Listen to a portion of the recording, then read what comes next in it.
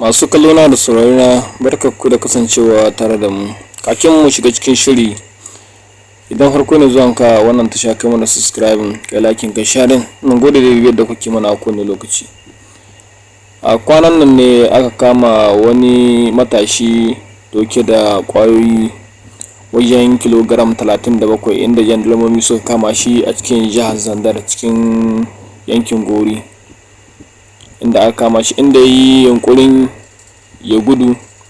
Jami'an tsaro suka kama shi, jandarmomi na jihar Zandar,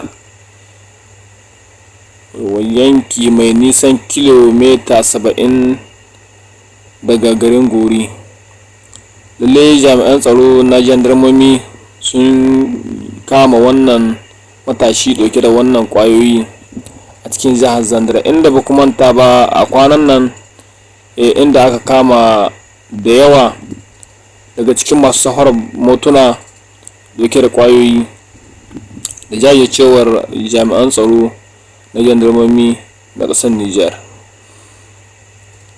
Bugu da ƙari, a kwanan nan ne ranar 16 ga watan Fabrairu shekara 2023 ne, inda jami'an tsaron jandarmomi suka kama wani matashi dauke da wannan kwaya mai nauyin kilogram 37,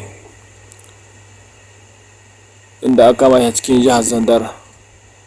Wani matashi ne da yake cikin anguwar Sabon Gari a cikin jihar Zandar. Fata alheri zuwa gare ku masu kallon mu da sauraron mu, muna muku fata alheri. Kasance tare da mu a kowane lokaci. Idan kun ji daɗin wannan bidiyo namu, ku mana subscribing, ku mana liking, ku sharing ga uwa. Allah ya ba jami'an tsaron ƙasar mu Nijar nasara a kowane lokaci, yadda suka jajircewa da suke aikin su da ke kama 'yan ta'adda a kowane lokaci. To Allah ya kama musu. Muna muku fata alheri. Muna fatan jama'a masu kallon mu da sauraron mu, ku rubuta mana ra'ayoyinku a ƙasan comment, kuma ƙasan mu addu'a. Allah ya kare ƙasar mu ta Nijar. Allah ya ba jami'an ƙasar mu ta Nijar nasara a kowane lokaci. Fata alheri zuwa gare ku.